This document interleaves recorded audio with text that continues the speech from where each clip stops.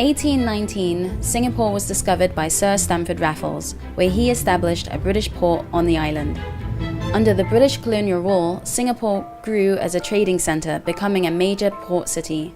Singapore was the crown jewel of the British Empire and populated mainly by immigrants from China, India and the Malay archipelago.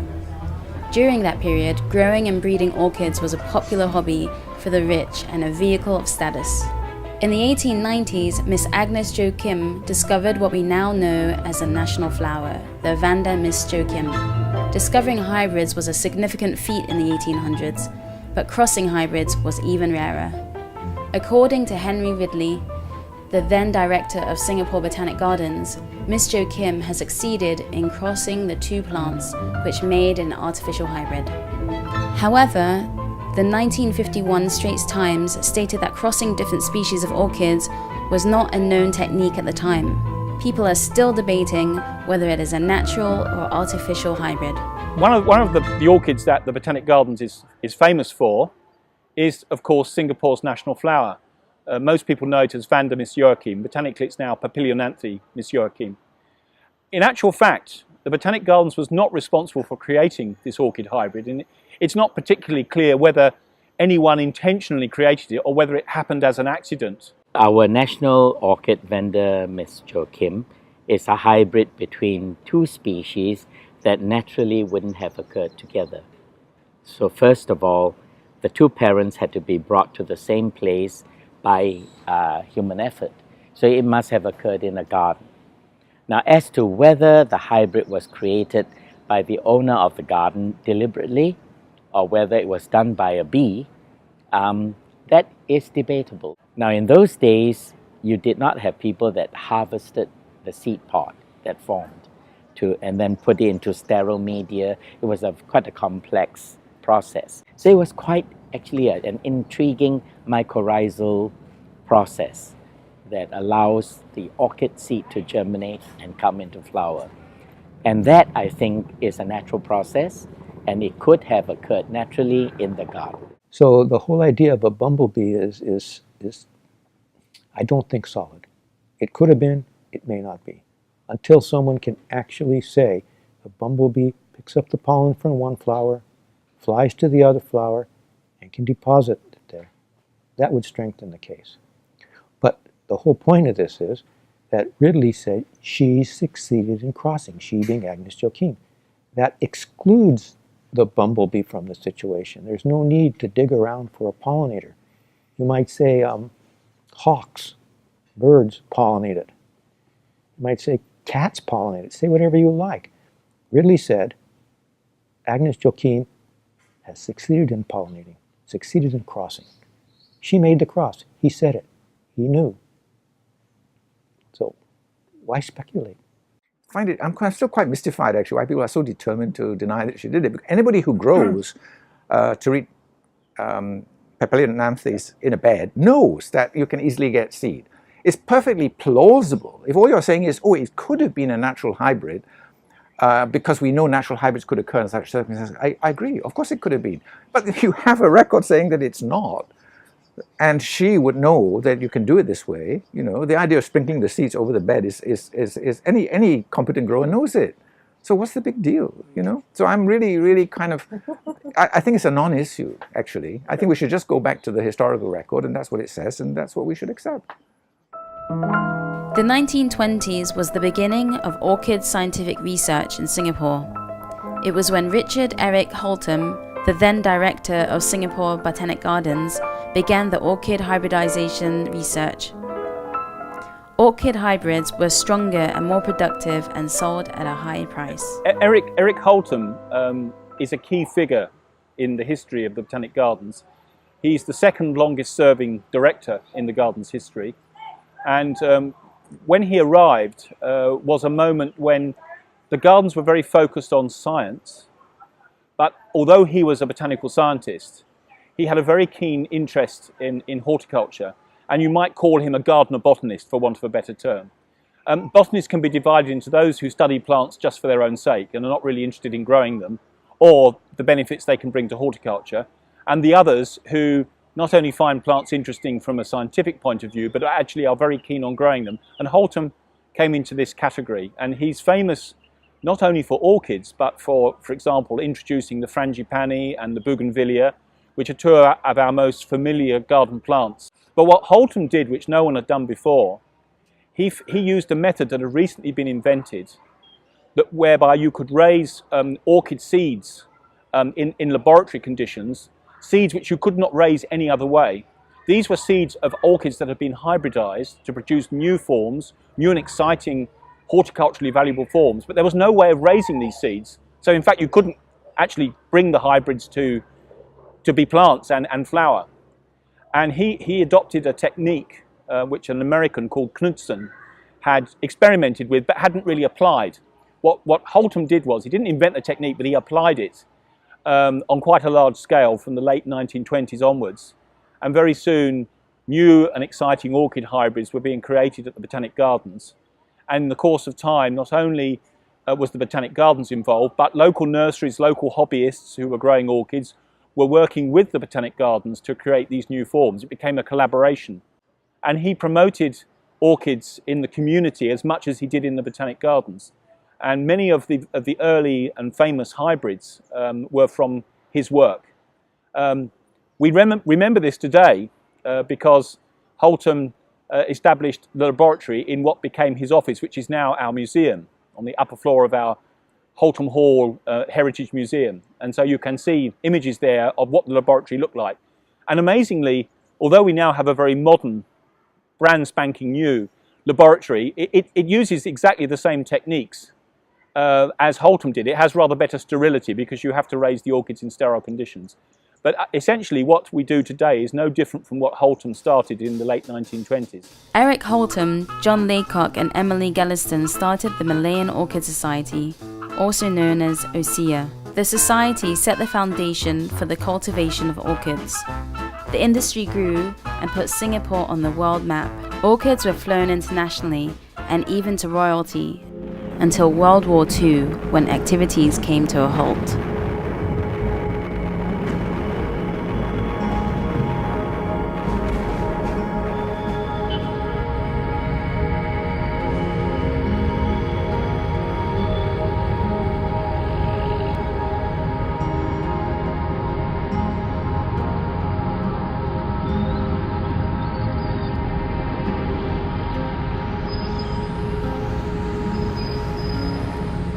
In 1945, Japanese go away, so all the old people, rich men grow orchid. And when I see the flower, I fall in love. So from that day, I grow orchid until today. Because during Japanese time, everybody feel very sad. So when the British came back, everybody happy, they grow flowers. Especially all the old men and the rich men. After the Japanese surrender, the British come back. They suffer for 3.5 years. So they like to see beautiful flowers, good smell. And then they learn how to grow. Some of them buy to grow. You got 10 plants, you got 30 customers. You got 2 plants, you got 30 customers. So everybody keep on increasing the price by itself. You no need to increase. So I tell myself, okay, from that day onwards, I don't want to work. I want to take orchid as my business. No money, I advertise. So I break my piggy bank. I take $5. I go and advertise, small advertisement. Orchid plant for sale, 45 Cowan Road. You believe, the next morning, a lot of big car, Studebaker, or the big car, American car, British car, come and buy my plant. Then they see my plant, the saliva drop. They got money, no plant. I got plant, no money. I work 6 times, 1 month, $40. I work 6 times as an apprentice compositor, 1 month, $40. Sell 1 pot, $80. I quick sell. Then I tell myself, okay, got no price. They like, they pay. They don't like, you give them, they don't want. I don't like this color, I like white, I don't like pink. Finish. From there, I learned orchid don't have a fixed price like Coca-Cola. You want to complain 1960, that time the plant is very expensive. Okay. And honestly, those growing orchid one is banker, lawyer, Yep. doctor, all this. They only can get the money to buy the plant. But for our, let's say, other people like orchid one, but is a working class, it's very hard to get a plant, but buy a plant.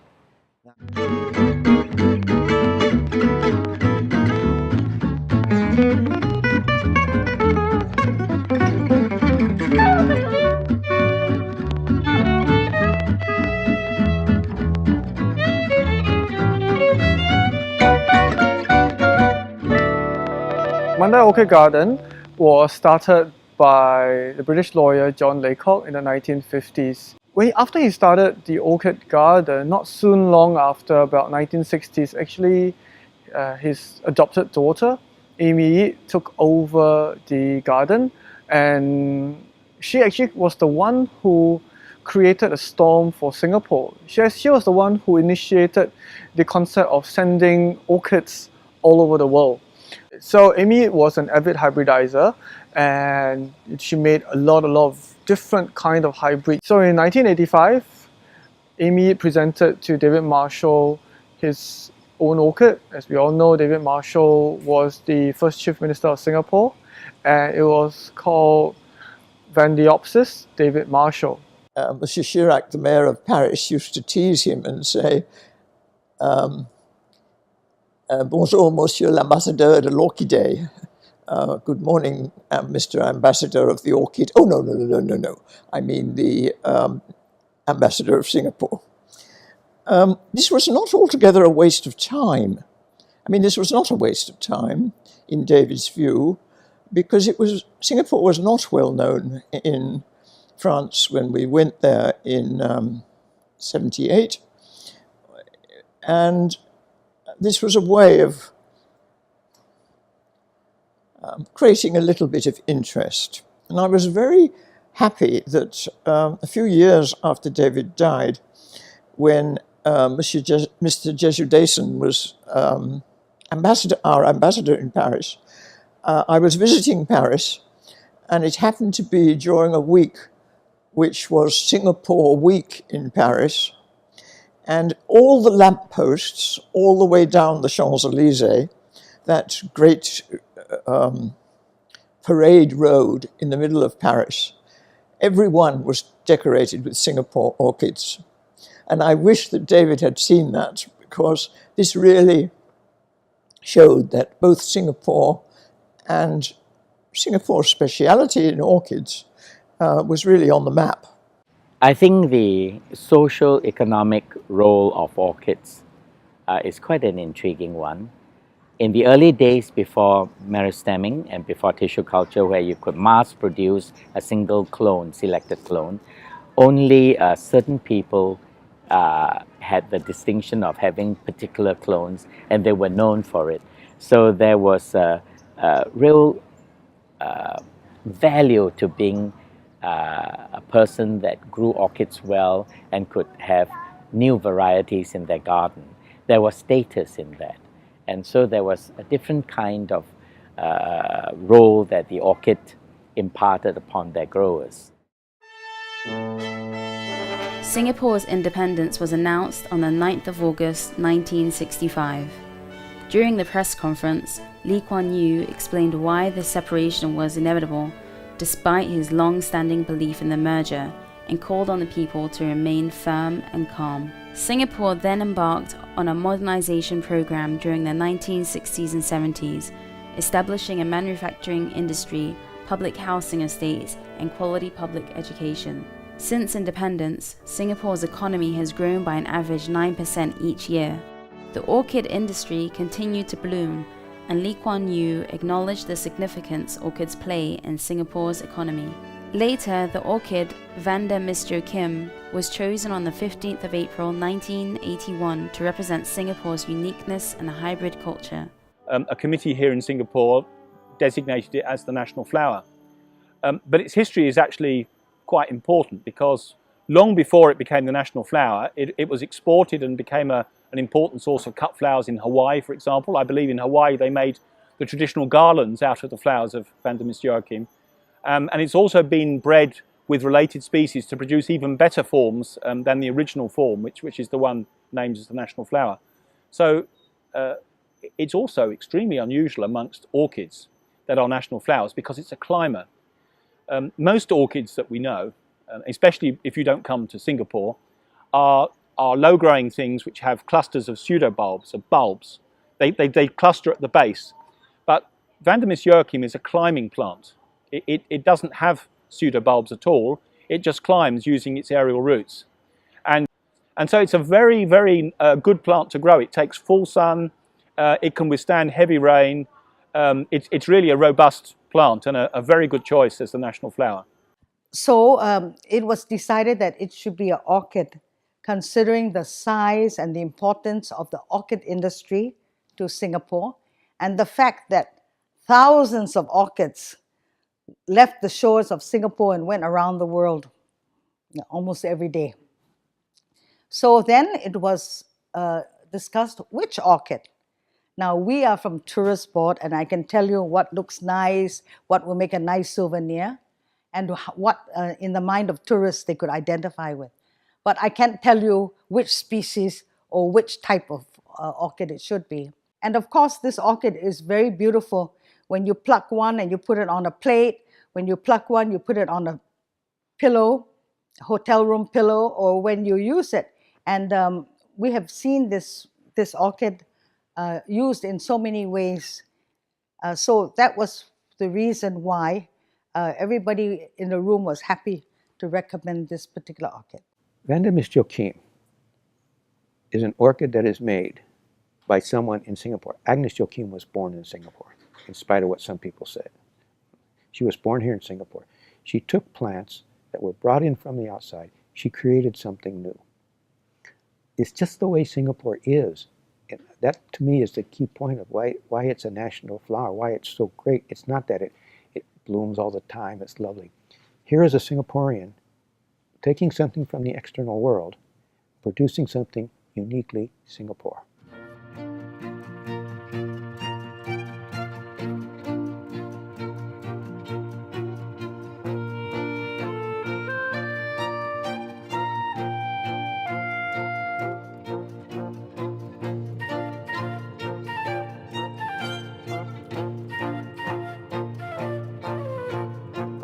Okay, if you look at the Singapore, we have no resources, nothing. We have no natural resources. So when people come here, they see the orchid. That's why the orchid garden is one of the attractions.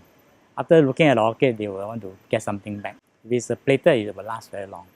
So we sort of tie the orchid with Singapore very in the early days, because when we started, all the ministry, all the government bodies and ministers all took our orchid overseas, and it's very famous even up to now. And it's true, in the world you only find rhizis orchids only. No other country have it. So it has to be Singapore. And I think it is very significant. It's something that we can grow, we can propagate. In fact, our orchids mostly we sell to tourists. Okay, of course, over the years the tourist pattern has changed. In the early days, you find a lot of Europeans. After that, the Japanese. Now, the later, of course, the Chinese. So as long as tourists who come to Singapore, we are in business. Right? So there's no limit to whoever come here. Because if they come here and visit our garden, they have to take something back, you see. And something more significant is the orchid. Later on, when it was possible to duplicate excellent clones in the thousands, it then brought orchids to a new level for economic production. I think that it also allowed orchids to be within reach of the common man. Everybody now can grow orchids reasonably cheaply. And I think that there is much to be said for that. So much so that if you bred a new type of orchid and you are able to clone it, well, you then have a commercially important crop on your hands. Doing by manual propagation, because the speed is very slow, so you can't access to plants easily, even for orchid hobbyists or even the layman. I think it's even more difficult for them to get hold, because the time taken to propagate take months or years to get it matured. I think cloning is good. I mean, depending on whether you're doing commercial production or cloning actually speed up the process and speed up the commercial production of the orchids. Today, you telephone, I want 5,000 spot, no problem. You telephone another nursery, I want 1,000, no problem. Before you telephone, nobody want to answer you. Clone is good when you want to multiply fast for the orchid cut flowers industry. For yourself, you do it, it's okay. You know, because this is especially for orchid, they need large quantities to supply. That's all right. But other good plant, if you have awarded plant, AM plant, special plant, you multiply, it has lost its value. And imagine you have FCC plant being clone, you buy 10 plant, even drop on the ground, you just don't care. There's no respect even for the plant. Right? There you are. From the 1980s to 1990s, Singapore emphasized higher technology industries, water fabrication, housing development, and public transport systems. As Singapore enjoyed further economic success, the orchid industry started to fade. Agriculture was not a major industry for Singapore, and as a result, the orchids saw a decline in terms of interest, production, etc., importance. You want to buy, expensive. You want to rent, expensive. Fertilizer, expensive. Insecticide, expensive. Fungicide, expensive. Labor, the most expensive. Material to be orchid, very, very, very expensive. Right? Now you want to get 1 acre of land in Singapore, how much you have to pay? Plenty money. Right? How long they use the lease? 10 years. After 10 years, they want to renew, you good luck. They ask you to go, you go bankrupt. Tourists who came during the peak of the orchid industry, when they revisited this place, they said, "Oh, I bring back so much memories, of their time in Singapore back then." And Mandai Orchid Garden was one of the must-visit places then because there weren't many attractions. So, I would say the decline had not just, when changed hands, but also the climate, economic climate at that time. We had Gardens by the Bay coming up, and everybody was so excited. Over the years, Singapore has changed. I mentioned before, when they started building estates like Serangoon Garden, people had land. Landed property is ideal for growing orchids. But as the population increased, the dynamics of the demography changed and went from living in properties to living in high-rises. And that produces all kinds of interesting problems in terms of hobbyists, in terms of growing. One of the main ones is finding plants that will grow well in a high-rise environment. And what that is very difficult for most people to do. So I think the interest in orchids has dropped off, and the number of people attending Orchid Society meetings has dropped off. The society, we think of ways to help them. I was doing this, I call it disposable orchid. That was years back. Get the plant, create the plant, minimize the size, free flowering, so that they can afford to put in a small area, suitable, the right plant. But the question again is, those who are interested, they have problem until now. Why you don't come again? They say, I want to have a different plan every month or every week. Can we do it? We cannot supply it.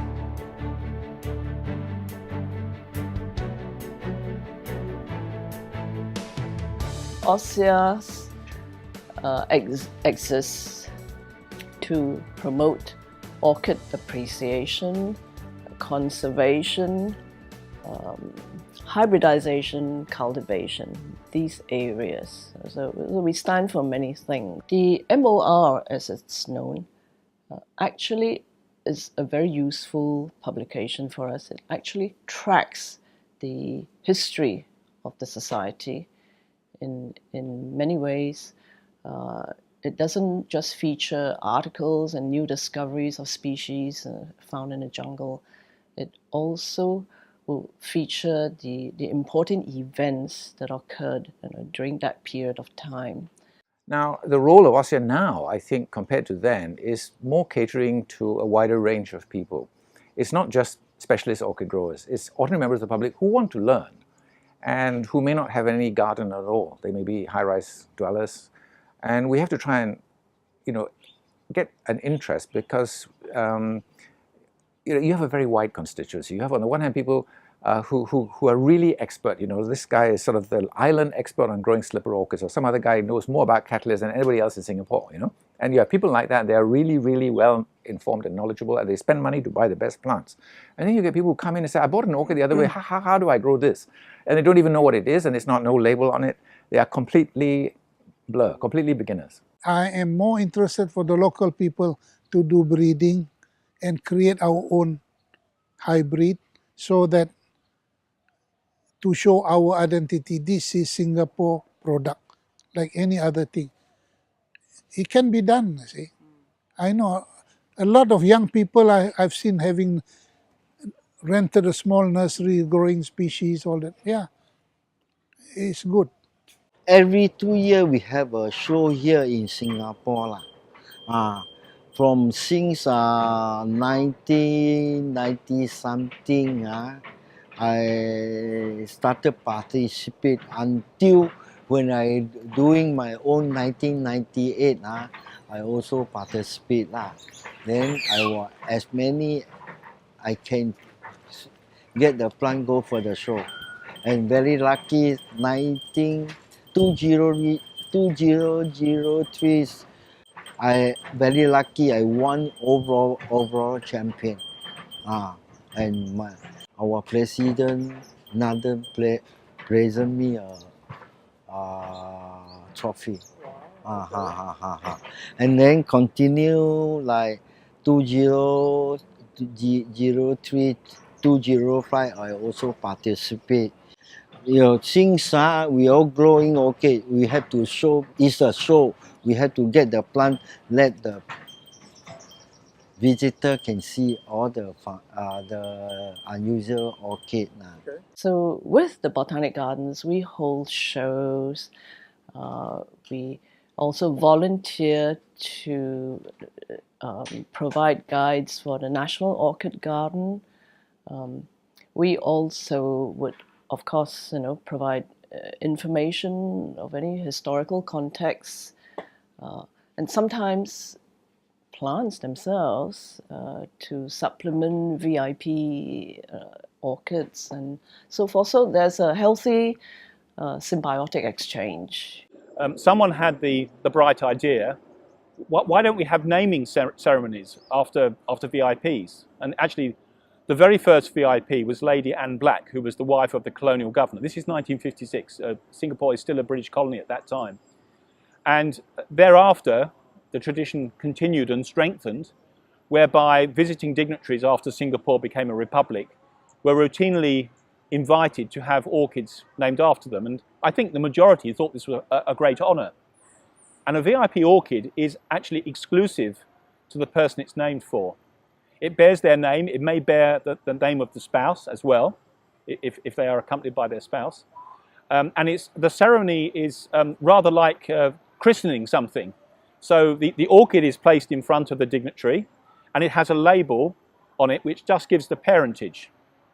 And that label, in turn, is replaced with the label with the name of the dignitary and the orchid hybrid on it.